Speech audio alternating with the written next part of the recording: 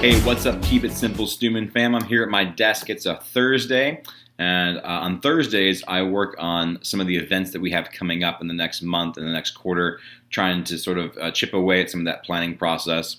And what I've been seeing a lot on the Facebook groups is tips about all-nighters.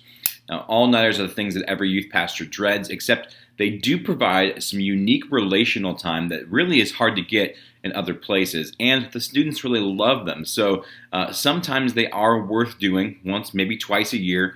They are worth putting on, but a lot of youth pastors dread them, and a lot of times we have a hard time looking through a whole section of planning and thinking, what do I do during that time? So I got a couple things here that I think might help you as you plan that process, and some tips to make it successful. So let's get started.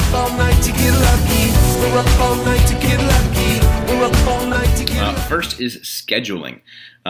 When do you plan it? What times do you use? I like to plan all-nighters like on a holiday weekend. So coming up, we've got President's Day weekend coming up in about a month from now in February. I like to plan them on those type of nights. What we would usually do is do our regular Sunday night youth group from 6 to 8, and then after that, from 8 p.m. on, we do an all-nighter. And that goes from 8 p.m. to 8 a.m. I like that time because then I don't have to feed them dinner at 8 p.m. And I can feed them a light breakfast, so I only have to do one meal, and I can just do snacks throughout the rest of the night. And that seems to work well. 8 p.m. is not too late for a parent to bring their student out, and it's not too early for them to pick it up. So I generally think that is the best for parents as well. And since many of our students don't drive, that's a big consideration for us. So we do it on a holiday weekend, and 8 to 8 is the time that works best. You can do 9 to 9. You can do 7 to 7, though I think 7 starts to get early in the morning for some parents, so just be aware of that. The next thing is programming. What do you do during that time? We usually do 12-hour all-nighters, which I think is pretty standard, pretty common. But what do you do during that time? And one of the principles that I think has worked really well for me is to start busy and end chill. What I mean by that is I program pretty heavily the first maybe 5 or 6 hours for the most part. So for us, that would be 8 to about 1:32, maybe 3 o'clock in the morning, which means we've got games, we've got an activity. Sometimes we go off campus, so we'll start right at 8 o'clock and we're going to go right away to go play broom ball, or we'll leave to go we'll do midnight ice skating or a midnight bowling thing where we get off campus, and that eats up some time as well. But I program pretty heavily so that it's kind of go, go, go for the first, I would say, almost half of the night. And that leads you to about 2 o'clock, 2:30 in the morning, maybe a little later if you sit down and you have a midnight snack kind of thing, which we do sometimes as well.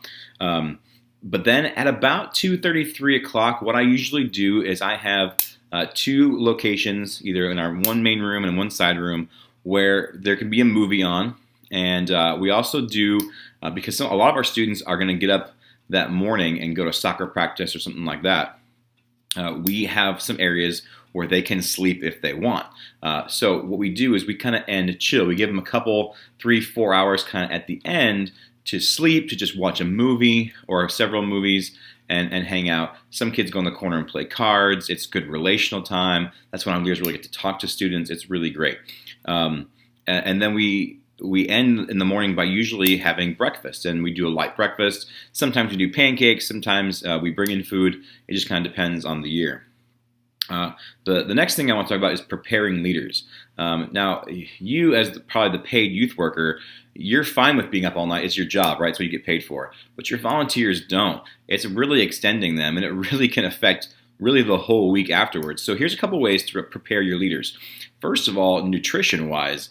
Now I know I don't look like the person who cares about nutrition, but when I'm staying up all night, I want to spend 2 or 3 days beforehand drinking a ton of water and being super hydrated.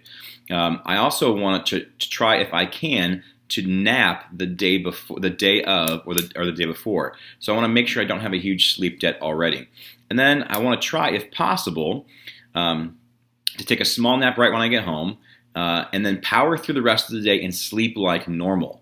Maybe go to bed a little bit earlier than normal, but to basically sleep like normal to get my body back on a regular schedule. And if you can prepare your volunteers in advance for that type of of turnaround, you can actually help them get and feel better, and they won't be as crabby about doing all-nighters in the future.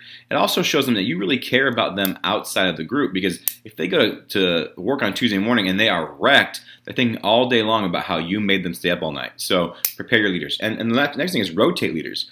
If you have a team where you can get by with maybe 65 or 70% of your leadership staff being there at any given time, you can rotate leaders in and out. We've had leaders who will be there from 8 to midnight, and then we have leaders come in at 11 and they're there till 3, and then we have some leaders who will come in at 4 in the morning and be there through breakfast. So sometimes we do a rotation. I have a couch in my office here. It's up in a building away from the main student building, and so we give leaders the opportunity to go and grab a quick nap during the night, and we sort of rotate in and out. We have people who basically take watch. So that's what I do to help leaders kind of stay fresh. And then the last thing is we engage parents to help us finish. One thing we tend to do is we bring in parents who will make breakfast and who will help the cleanup process, because by 6 or 7 or 7:30, you are just dragging and you don't have the motivation to clean up properly. And sometimes you can get a little bit short with kids because they've been crazy all night and you're sleep deprived. And so we engage parents to help us finish really well. We usually bring in 2 or 3 different parents, one or two to do breakfast, and a whole nother one just to kind of help people get packed up and get cleaned up, pull out the vacuums, and get stuff ready so the church doesn't look like we've been there all night long. So those are some things I think that might help you as you prepare your next all-nighter. Like I said, we dread them, I guess, but they're really great relational times. And so if you can take advantage of it, plan it really well, you can really maximize your experience for the all-nighters. So if you're planning an all-nighter, I'm praying for you. God bless you. You are doing the work of the kingdom. So parents appreciate it.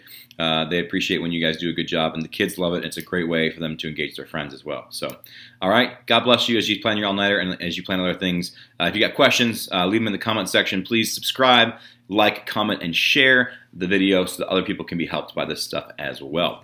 Peace out.